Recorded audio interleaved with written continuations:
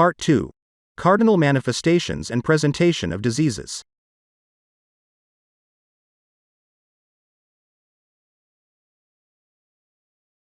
Section 1.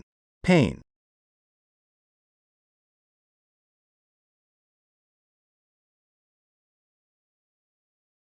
Chapter 10. Pain, Pathophysiology and Management.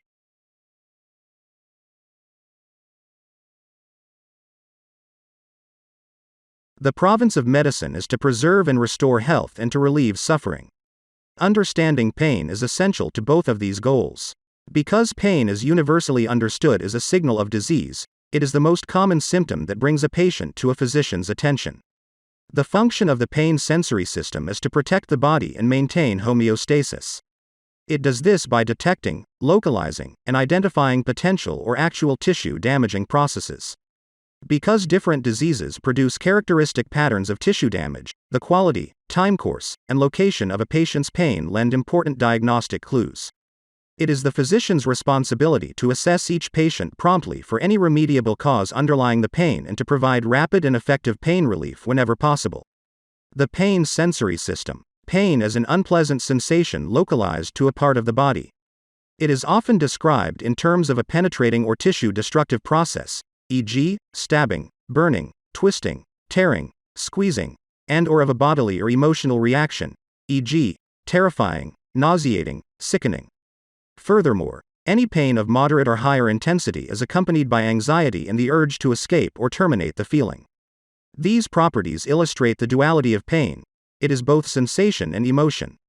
When it is acute, pain is characteristically associated with behavioral arousal in a stress response consisting of increased blood pressure, heart rate, pupil diameter, and plasma cortisol levels. In addition, local muscle contraction, e.g., limb flexion, abdominal wall rigidity, is often present. Peripheral mechanisms. The primary afferent nociceptor. A peripheral nerve consists of the axons of three different types of neurons: primary sensory afferents, motor neurons, and sympathetic postganglionic neurons, Fig. 10:1. The cell bodies of primary sensory afferents are located in the dorsal root ganglia within the vertebral foramina. The primary afferent axon has two branches. One projects centrally into the spinal cord and the other projects peripherally to innervate tissues.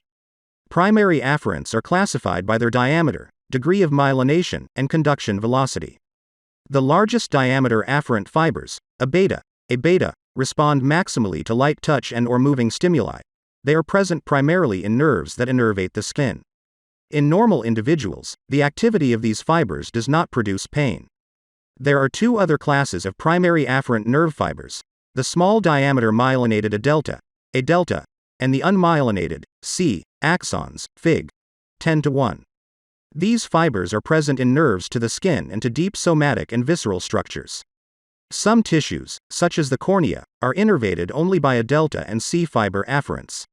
Most A delta and C fiber afferents respond maximally only to intense, painful, stimuli and produce the subjective experience of pain when they are electrically stimulated. This defines them as primary afferent nociceptors, pain receptors. The ability to detect painful stimuli is completely abolished when conduction in A delta and C fiber axons is blocked. Individual primary afferent nociceptors can respond to several different types of noxious stimuli. For example, most nociceptors respond to heat, intense cold, intense mechanical distortion, such as a pinch, changes in pH, particularly in acidic environment, and application of chemical irritants including adenosine triphosphate, ATP, serotonin, bradykinin, BK, and histamine. The transient receptor potential cation channel subfamily V member 1, TRPV1, also known as the vanilloid receptor, mediates perception of some noxious stimuli, especially heat sensations, by nociceptive neurons. It is activated by acidic pH, endogenous mediators, and by capsaicin, a component of hot chili peppers. Sensitization. When intense, repeated, or prolonged stimuli are applied to damaged or inflamed tissues, the threshold for activating primary afferent nociceptors is lowered, and the frequency of firing is higher for all stimulus intensities. Inflammatory mediators such as BK, nerve growth factor, some prostaglandins, PGs, and leukotrienes contribute to this process, which is called sensitization. Sensitization occurs at the level of the peripheral nerve terminal, peripheral sensitization, as well as at the level of the dorsal horn of the spinal cord, central sensitization. Peripheral sensitization occurs in damaged or inflamed tissues, when inflammatory mediators activate intracellular signal transduction in nociceptors, prompting an increase in the production, transport, and membrane insertion of chemically gated and voltage-gated ion channels.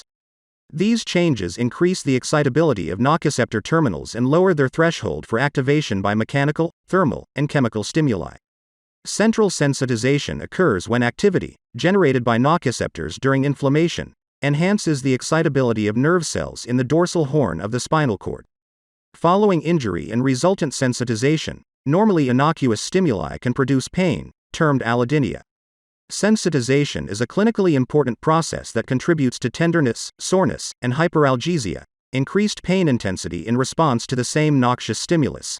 E.g., pinprick causes severe pain. A striking example of sensitization is sunburned skin, in which severe pain can be produced by a gentle slap on the back or a warm shower. Sensitization is of particular importance for pain and tenderness in deep tissues. Viscera are normally relatively insensitive to noxious mechanical and thermal stimuli, although hollow viscera do generate significant discomfort when distended. In contrast, when affected by a disease process with an inflammatory component, deep structures such as joints or hollow viscera characteristically become exquisitely sensitive to mechanical stimulation. A large proportion of a delta and C fiber afferents innervating viscera are completely insensitive in normal non-injured, non-inflamed tissue. That is, they cannot be activated by known mechanical or thermal stimuli and are not spontaneously active. However, in the presence of inflammatory mediators, these afferents become sensitive to mechanical stimuli. Such afferents have been termed silent nociceptors, and their characteristic properties may explain how, under pathologic conditions, the relatively insensitive deep structures can become the source of severe and debilitating pain and tenderness. Low pH, PGs, leukotrienes, and other inflammatory mediators such as BK play a significant role in sensitization. Nociceptor-induced inflammation. Primary afferent nociceptors also have a neuroeffector function. Most nociceptors contain polypeptide mediators that are released from their peripheral terminals when they are activated, Fig. 10-2. An example is substance P, an 11-amino acid peptide. Substance P is released from primary afferent nociceptors and has multiple biologic activities. It is a potent vasodilator, causes mast cell degranulation, is a chemoattractant for leukocytes, and increases the production and release of inflammatory mediators. Interestingly, depletion of substance P from joints reduces the severity of experimental arthritis. Primary afferent nociceptors are not simply passive messengers of threats to tissue injury but also play an active role in tissue protection through these neuroeffector functions. Central mechanisms. The spinal cord and referred pain. The axons of primary afferent nociceptors enter the spinal cord via the dorsal root. They terminate in the dorsal horn of the spinal gray matter, Fig. 10-3. The terminals of primary afferent axons contact spinal neurons that transmit the pain signal to brain sites involved in pain perception. When primary afferents are activated by noxious stimuli, they release neurotransmitters from their terminals that excite the spinal cord neurons. The major neurotransmitter released is glutamate, which rapidly excites the second-order dorsal horn neurons.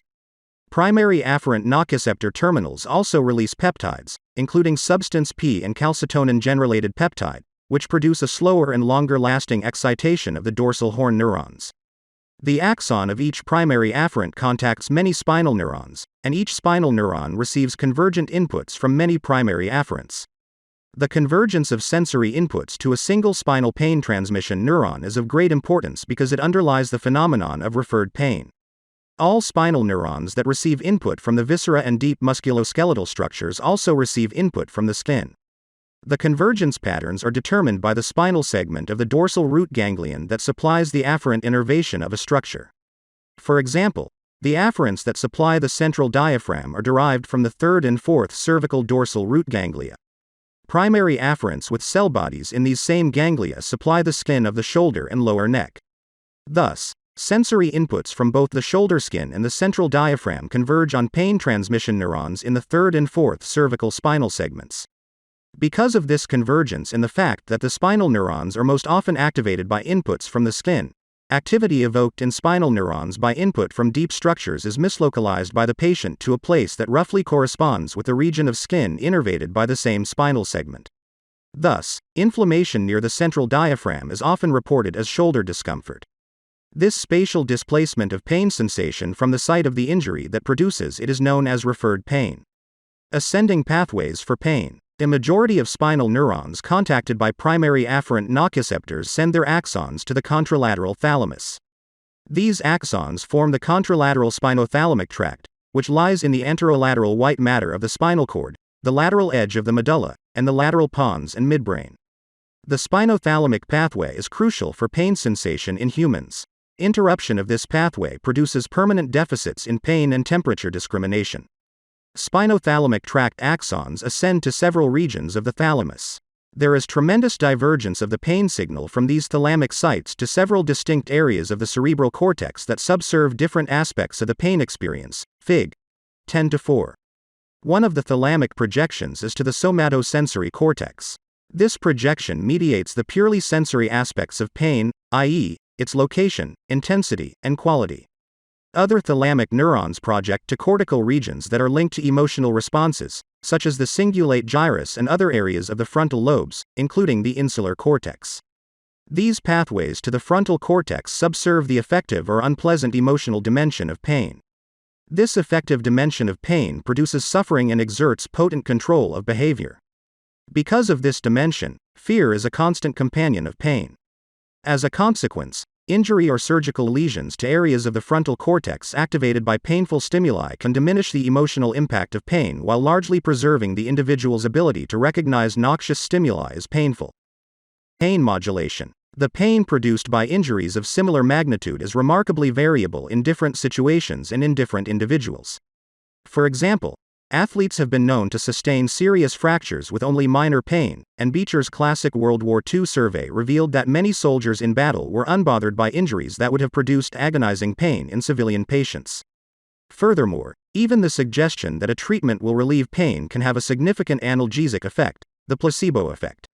On the other hand, many patients find even minor injuries such as venipuncture frightening and unbearable, and the expectation of pain can induce pain even without a noxious stimulus. The suggestion that pain will worsen following administration of an inert substance can increase its perceived intensity, the nocebo effect. The powerful effect of expectation and other psychological variables on the perceived intensity of pain is explained by brain circuits that modulate the activity of the pain transmission pathways. One of these circuits has links to the hypothalamus, midbrain, and medulla, and it selectively controls spinal pain transmission neurons through a descending pathway. Fig. 10-4. Human brain imaging studies have implicated this pain-modulating circuit in the pain-relieving effect of attention, suggestion, and opioid analgesic medications. Fig. 10-5. Furthermore, each of the component structures of the pathway contains opioid receptors and is sensitive to the direct application of opioid drugs. In animals, lesions of this descending modulatory system reduce the analgesic effect of systemically administered opioids such as morphine. Along with the opioid receptor, the component nuclei of this pain-modulating circuit contain endogenous opioid peptides such as the enkephalins and beta-endorphin. The most reliable way to activate this endogenous opioid-mediated modulating system is by suggestion of pain relief or by intense emotion directed away from the pain-causing injury, e.g., during severe threat or an athletic competition. In fact, pain-relieving endogenous opioids are released following surgical procedures and in patients given a placebo for pain relief. Pain-modulating circuits can enhance as well as suppress pain. Both pain-inhibiting and pain-facilitating neurons in the medulla project to and control spinal pain transmission neurons. Because pain transmission neurons can be activated by modulatory neurons, it is theoretically possible to generate a pain signal with no peripheral noxious stimulus. In fact, human functional imaging studies have demonstrated increased activity in this circuit during migraine headaches. A central circuit that facilitates pain could account for the finding that pain can be induced by suggestion or enhanced by expectation and provides a framework for understanding how psychological factors can contribute to chronic pain. Neuropathic pain. Lesions of the peripheral or central nociceptive pathways typically result in a loss or impairment of pain sensation. Paradoxically, damage to or dysfunction of these pathways can also produce pain. For example, Damage to peripheral nerves, as occurs in diabetic neuropathy, or to primary afferents, as in herpes zoster infection, can result in pain that is referred to the body region innervated by the damaged nerves. Pain may also be produced by damage to the central nervous system, CNS, for example, in some patients following trauma or vascular injury to the spinal cord, brainstem, or thalamic areas that contain central nociceptive pathways. Such pains are termed neuropathic and are often severe and are typically resistant to standard treatments for pain. Neuropathic pain typically has an unusual burning, tingling, or electric shock-like quality and may occur spontaneously, without any stimulus, or be triggered by very light touch. These features are rare in other types of pain. On examination, a sensory deficit is characteristically present in the area of the patient's pain. Hyperpathia, a greatly exaggerated pain response to innocuous or mild nociceptive stimuli, especially when applied repeatedly, is also characteristic of neuropathic pain. Patients often complain that the very lightest moving stimulus evokes exquisite pain, allodynia. In this regard, it is of clinical interest that a topical preparation of 5% lidocaine in patch form is effective for patients with postherpetic neuralgia who have prominent allodynia. A variety of mechanisms contribute to neuropathic pain. As with sensitized primary afferent nociceptors, damaged primary afferents, including nociceptors, become highly sensitive to mechanical stimulation and may generate impulses in the absence of stimulation. Increased sensitivity and spontaneous activity are due, in part, to an increased density of sodium channels in the damaged nerve fiber. Damaged primary afferents may also develop sensitivity to norepinephrine. Interestingly, spinal cord pain transmission neurons cut off from their normal input may also become spontaneously active. Thus, both central and peripheral nervous system hyperactivity contribute to neuropathic pain. Sympathetically maintained pain. Patients with peripheral nerve injury occasionally develop spontaneous pain in the region innervated by the nerve. This pain is often described as having a burning quality. The pain typically begins after a delay of hours to days or even weeks and is accompanied by swelling of the extremity, periarticular bone loss, and arthritic changes in the distal joints. The pain may be relieved by a local anesthetic block of the sympathetic innervation to the affected extremity. Damaged primary afferent nociceptors acquire adrenergic sensitivity and can be activated by stimulation of the sympathetic outflow. This constellation of spontaneous pain and signs of sympathetic dysfunction following injury has been termed complex regional pain syndrome, CRPS. When this occurs after an identifiable nerve injury, it is termed CRPS type 2, also known as post-traumatic neuralgia or, if severe, causalgia. When a similar clinical picture appears without obvious nerve injury, it is termed CRPS type 1, also known as reflex sympathetic dystrophy. CRPS can be produced by a variety of injuries, including fractures of bone, soft tissue trauma, myocardial infarction, and stroke. CRPS type 1 typically resolves with symptomatic treatment. However, when it persists, detailed examination often reveals evidence of peripheral nerve injury.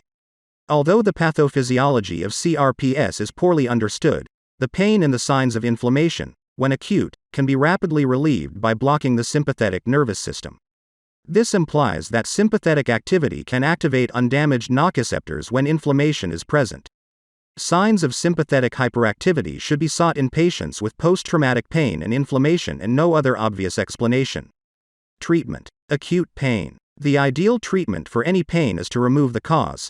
Thus, while treatment can be initiated immediately, efforts to establish the underlying etiology should always proceed as treatment begins. Sometimes, treating the underlying condition does not immediately relieve pain. Furthermore, some conditions are so painful that rapid and effective analgesia is essential, e.g., the postoperative state, burns, trauma, cancer, or sickle cell crisis. Analgesic medications are a first line of treatment in these cases, and all practitioners should be familiar with their use. Aspirin, acetaminophen, and nonsteroidal anti-inflammatory agents, NSAIDs. These drugs are considered together because they are used for similar problems and may have a similar mechanism of action, Table 10:1. All these compounds inhibit cyclooxygenase (COX), and, except for acetaminophen, all have anti-inflammatory actions, especially at higher dosages. They are particularly effective for mild to moderate headache and for pain of musculoskeletal origin. Because they are effective for these common types of pain and are available without prescription, COX inhibitors are by far the most commonly used analgesics. They are absorbed well from the gastrointestinal tract and, with occasional use, have only minimal side effects. With chronic use, gastric irritation is a common side effect of aspirin and NSAIDs and is the problem that most frequently limits the dose that can be given. Gastric irritation is most severe with aspirin, which may cause erosion and ulceration of the gastric mucosa leading to bleeding or perforation. Because aspirin irreversibly acetylates platelet COX and thereby interferes with coagulation of the blood, gastrointestinal bleeding is a particular risk. Older age and history of gastrointestinal disease increase the risks of aspirin and NSAIDs. In addition to the well-known gastrointestinal toxicity of NSAIDs, nephrotoxicity is a significant problem for patients using these drugs on a chronic basis.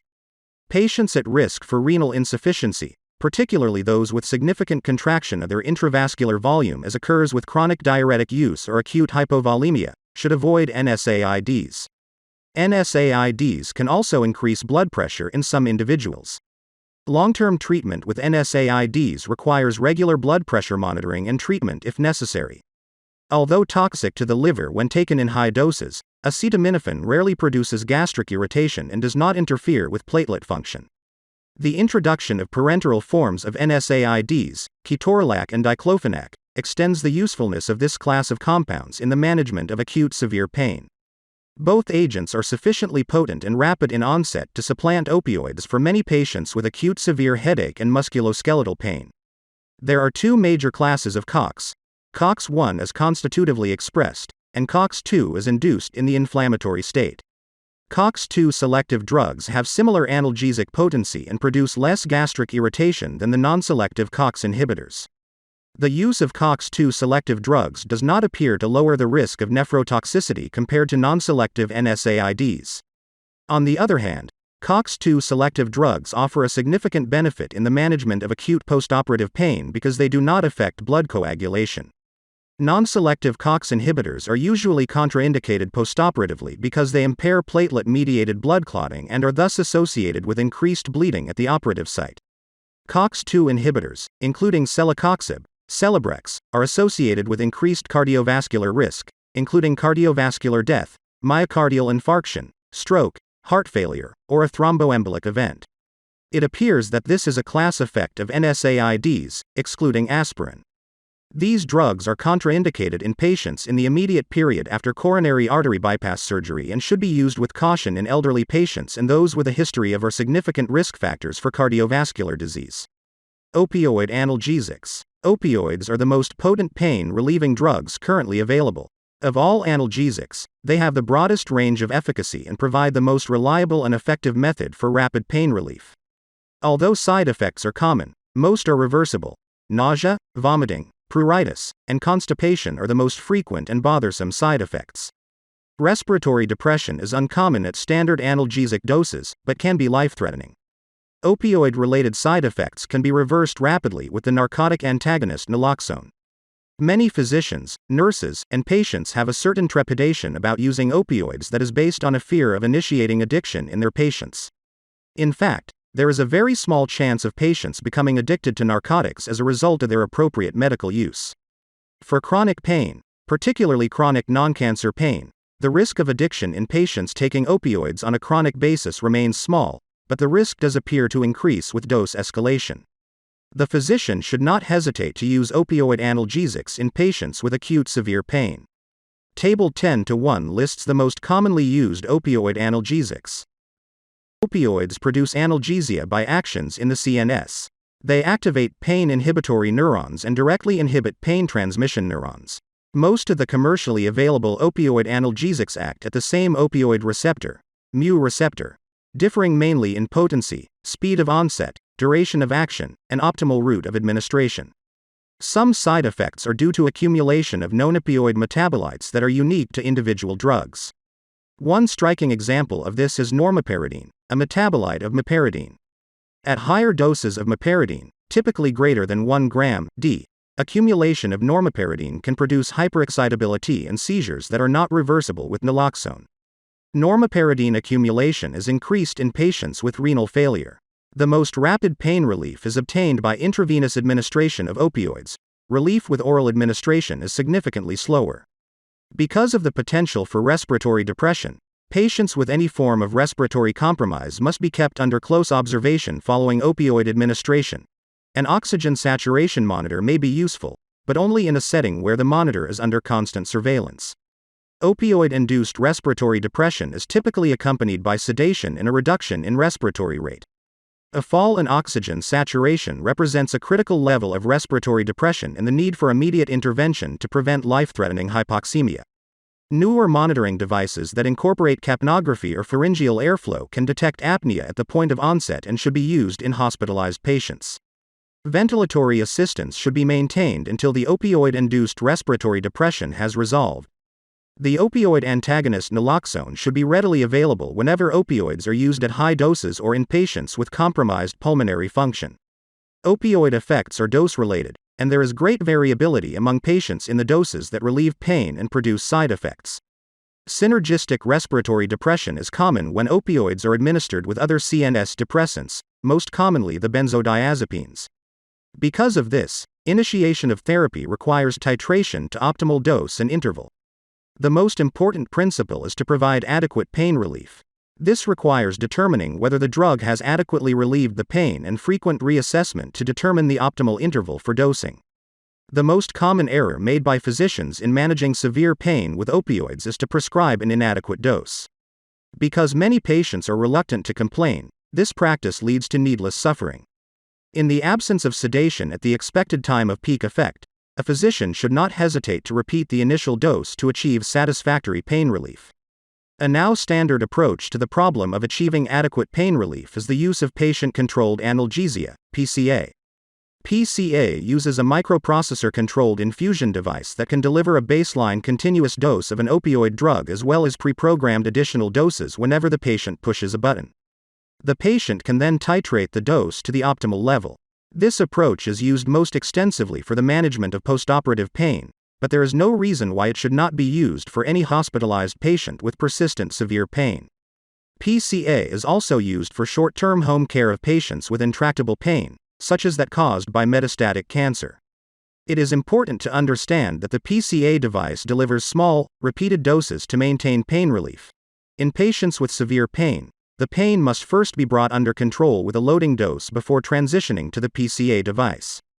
The bolus dose of the drug, typically 1 mg of morphine, 0.2 mg of hydromorphone, or 10 micrograms of fentanyl, can then be delivered repeatedly as needed. To prevent overdosing, PCA devices are programmed with a lockout period after each demand dose is delivered, typically starting at 10 minutes, and a limit on the total dose delivered per hour. Although some have advocated the use of a simultaneous continuous or basal infusion of the PCA drug, this may increase the risk of respiratory depression and has not been shown to increase the overall efficacy of the technique. The availability of new routes of administration has extended the usefulness of opioid analgesics. Most important is the availability of spinal administration. Opioids can be infused through a spinal catheter placed either intrathecally or epidurally. By applying opioids directly to the spinal or epidural space adjacent to the spinal cord, regional analgesia can be obtained using relatively low total doses. Indeed, the dose required to produce effective analgesia when using morphine intrathecally, 0.1 to 0.3 mg, is a fraction of that required to produce similar analgesia when administered intravenously, 5 to 10 mg. In this way, side effects such as sedation, nausea, and respiratory depression can be minimized. This approach has been used extensively during labor and delivery and for postoperative pain relief following surgical procedures. Continuous intrathecal delivery via implanted spinal drug delivery systems is now commonly used, particularly for the treatment of cancer-related pain that would require sedating doses for adequate pain control if given systemically. Opioids can also be given intranasally, butorphanol, rectally, and transdermally, fentanyl and buprenorphine, or through the oral mucosa, fentanyl, thus avoiding the discomfort of frequent injections in patients who cannot be given oral medication. The fentanyl and buprenorphine transdermal patches have the advantage of providing fairly steady plasma levels, which may improve patient comfort. Recent additions to the armamentarium for treating opioid-induced side effects are the peripherally acting opioid antagonists alvimipan, Enterig, and methylnaltrexone, Relistor. Alvimipan is available as an orally administered agent that is restricted to the intestinal lumen by limited absorption, methylnaltrexone is available in a subcutaneously administered form that has virtually no penetration into the CNS. Both agents act by binding to peripheral mu receptors, thereby inhibiting or reversing the effects of opioids at these peripheral sites. The action of both agents is restricted to receptor sites outside of the CNS. Thus, these drugs can reverse the adverse effects of opioid analgesics that are mediated through their peripheral receptors without reversing their analgesic effects. Alvimipam has proven effective in lowering the duration of persistent ileus following abdominal surgery in patients receiving opioid analgesics for postoperative pain control. Methylnaltrexone has proven effective for relief of opioid-induced constipation in patients taking opioid analgesics on a chronic basis. Opioid and COX inhibitor combinations. When used in combination, opioids and COX inhibitors have additive effects. Because a lower dose of each can be used to achieve the same degree of pain relief and their side effects are non-additive, such combinations are used to lower the severity of dose-related side effects. However, fixed-ratio combinations of an opioid with acetaminophen carry an important risk. Dose escalation as a result of increased severity of pain or decreased opioid effect as a result of tolerance may lead to ingestion of levels of acetaminophen that are toxic to the liver. Although acetaminophen-related hepatotoxicity is uncommon, it remains a significant cause for liver failure. Thus, many practitioners have moved away from the use of opioid-acetaminophen combination analgesics to avoid the risk of excessive acetaminophen exposure as the dose of the analgesic is escalated. Chronic pain. Managing patients with chronic pain is intellectually and emotionally challenging. Sensitization of the nervous system can occur without an obvious precipitating cause, e.g., fibromyalgia, or chronic headache. In many patients, chronic pain becomes a distinct disease unto itself. The pain-generating mechanism is often difficult or impossible to determine with certainty. Such patients are demanding of the physician's time and often appear emotionally distraught. The traditional medical approach of seeking an obscure organic pathology is usually unhelpful. On the other hand, psychological evaluation and behaviorally based treatment paradigms are frequently helpful, particularly in the setting of a multidisciplinary pain management center. Unfortunately, this approach, while effective, remains largely underused in current medical practice. There are several factors that can cause, perpetuate, or exacerbate chronic pain. First, of course, the patient may simply have a disease that is characteristically painful for which there is presently no cure. Arthritis, cancer, chronic daily headaches, fibromyalgia, and diabetic neuropathy are examples of this. Second, there may be secondary perpetuating factors that are initiated by disease and persist after that disease has resolved. Examples include damaged sensory nerves, sympathetic efferent activity, and painful reflex muscle contraction, spasm. Finally, a variety of psychological conditions can exacerbate or even cause pain. There are certain areas to which special attention should be paid in a patient's medical history. Because depression is the most common emotional disturbance in patients with chronic pain, patients should be questioned about their mood, appetite, sleep patterns, and daily activity. A simple standardized questionnaire, such as the Beck Depression Inventory, can be a useful screening device. It is important to remember that major depression is a common, treatable, and potentially fatal illness. Other clues that a significant emotional disturbance is contributing to a patient's chronic pain complaint include pain that occurs in multiple, unrelated sites, a pattern of recurrent, but separate, pain problems beginning in childhood or adolescence, pain beginning at a time of emotional trauma, such as the loss of a parent or spouse, a history of physical or sexual abuse, and past or present substance abuse. On examination, special attention should be paid to whether the patient guards the painful area and whether certain movements or postures are avoided because of pain. Discovering a mechanical component to the pain can be useful both diagnostically and therapeutically. Painful areas should be examined for deep tenderness, noting whether this is localized to muscle, ligamentous structures, or joints. Chronic myofascial pain is very common, and, in these patients, deep palpation may reveal highly localized trigger points that are firm bands or knots in muscle. Relief of the pain following injection of local anesthetic into these trigger points supports the diagnosis. A neuropathic component to the pain is indicated by evidence of nerve damage, such as sensory impairment, exquisitely sensitive skin, allodynia, weakness, and muscle atrophy, or loss of deep tendon reflexes. Evidence suggesting sympathetic nervous system involvement includes the presence of diffuse swelling, changes in skin color and temperature, and hypersensitive skin and joint tenderness compared with the normal side. Relief of the pain with a sympathetic block supports the diagnosis, but once the condition becomes chronic, the response to sympathetic blockade is of variable magnitude and duration. The role for repeated sympathetic blocks in the overall management of CRPS is unclear. A guiding principle in evaluating patients with chronic pain is to assess both emotional and organic factors before initiating therapy. Addressing these issues together, rather than waiting to address emotional issues after organic causes of pain have been ruled out, improves compliance in part because it assures patients that a psychological evaluation does not mean that the physician is questioning the validity of their complaint. Even when an organic cause for a patient's pain can be found, it is still wise to look for other factors. For example, a cancer patient with painful bony metastasis may have additional pain due to nerve damage and may also be depressed. Optimal therapy requires that each of these factors be looked for and treated.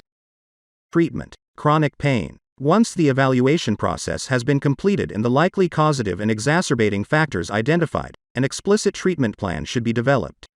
An important part of this process is to identify specific and realistic functional goals for therapy, such as getting a good night's sleep, being able to go shopping, or returning to work. A multidisciplinary approach that uses medications, counseling, physical therapy, nerve blocks, and even surgery may be required to improve the patient's quality of life. There are also some newer, minimally invasive procedures that can be helpful for some patients with intractable pain. These include image-guided interventions such as epidural injection of glucocorticoids for acute radicular pain and radiofrequency treatment of the facet joints for chronic facet-related back and neck pain. For patients with severe and persistent pain that is unresponsive to more conservative treatment, placement of electrodes within the spinal canal overlying the dorsal columns of the spinal cord stimulation, or implantation of intrathecal drug delivery systems has shown significant benefit. The criteria for predicting which patients will respond to these procedures continue to evolve. They are generally reserved for patients who have not responded to conventional pharmacologic approaches. Referral to a multidisciplinary pain clinic for a full evaluation should precede any invasive procedure. Such referrals are clearly not necessary for all chronic pain patients. For some, pharmacologic management alone can provide adequate relief. Antidepressant medications. The tricyclic antidepressants, TCAs, particularly nortriptyline and dizipramine, table 10:1, are useful for the management of chronic pain. Although developed for the treatment of depression, the TCAs have a spectrum of dose-related biologic activities that include analgesia in a variety of chronic clinical conditions. Although the mechanism is unknown, the analgesic effect of TCAs has a more rapid onset and occurs at a lower dose than is typically required for the treatment of depression. Furthermore, patients with chronic pain who are not depressed obtain pain relief with antidepressants.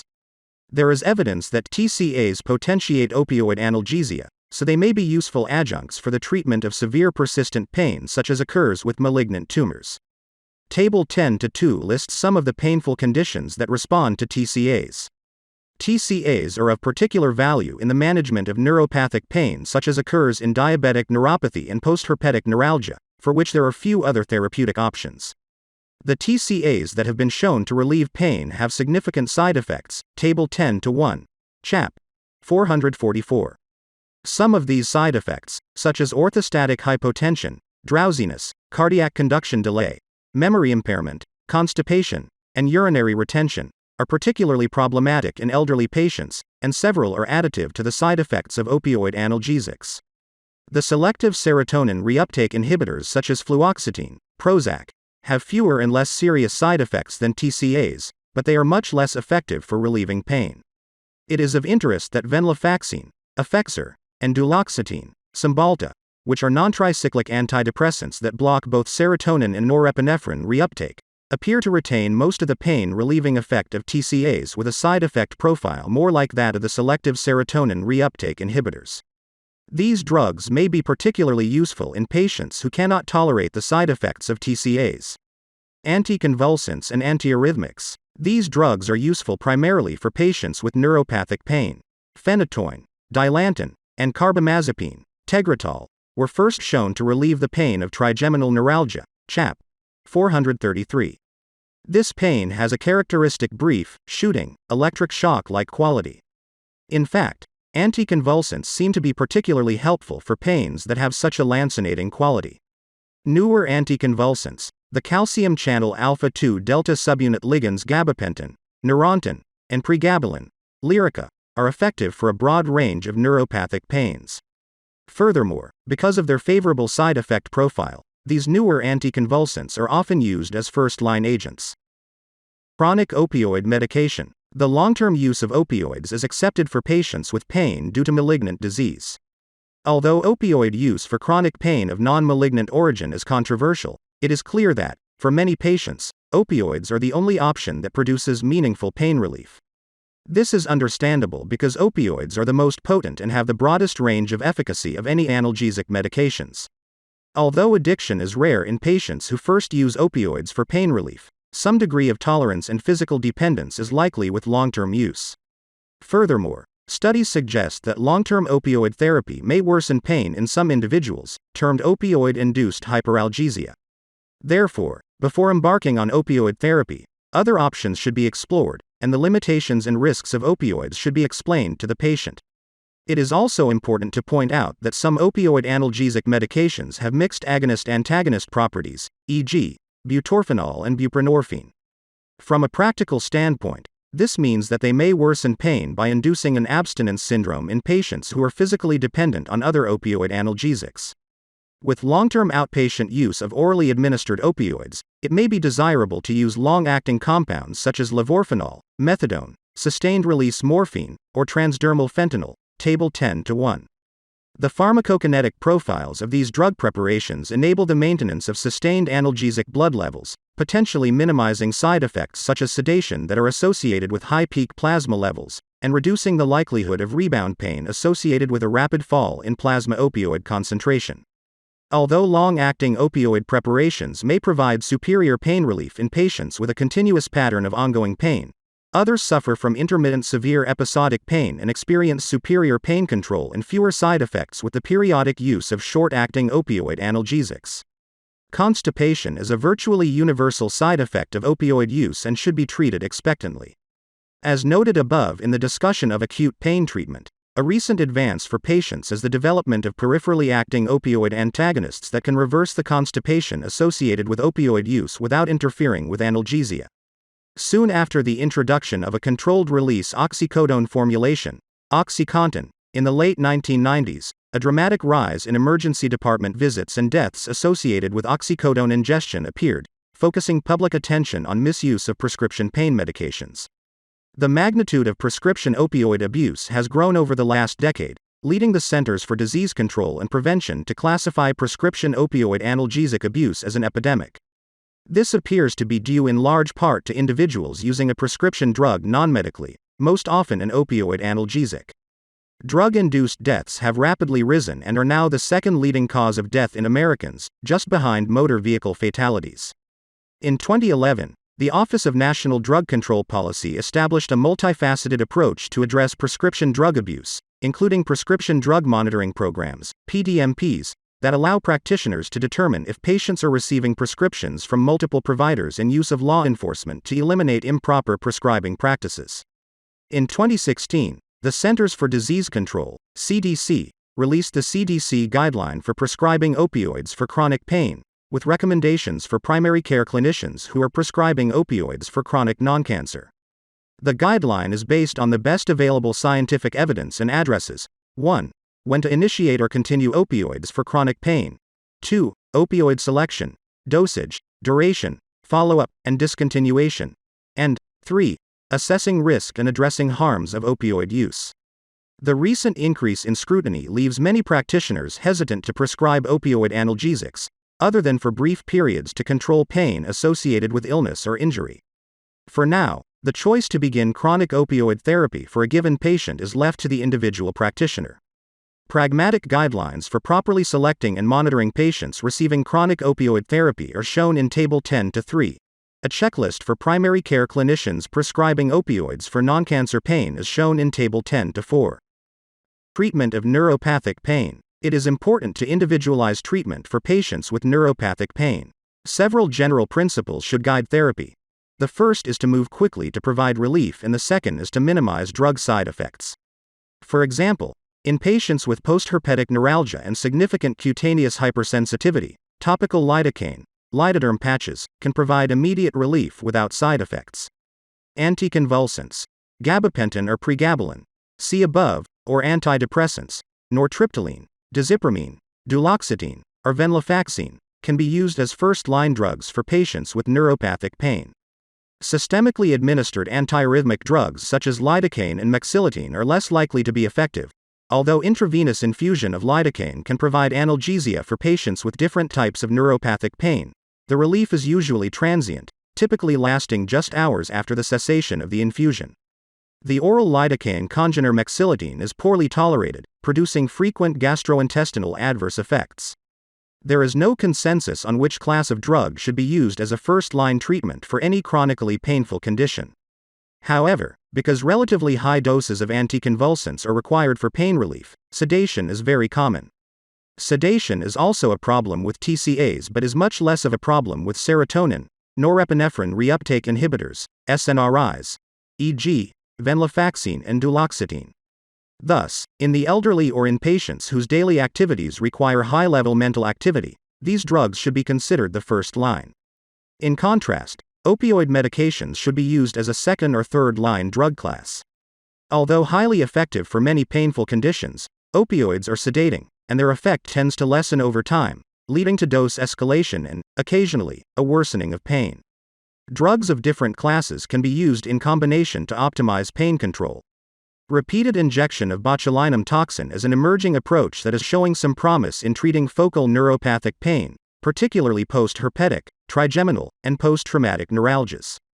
It is worth emphasizing that many patients, especially those with chronic pain, seek medical attention primarily because they are suffering and because only physicians can provide the medications required for pain relief. A primary responsibility of all physicians is to minimize the physical and emotional discomfort of their patients. Familiarity with pain mechanisms and analgesic medications is an important step toward accomplishing this aim.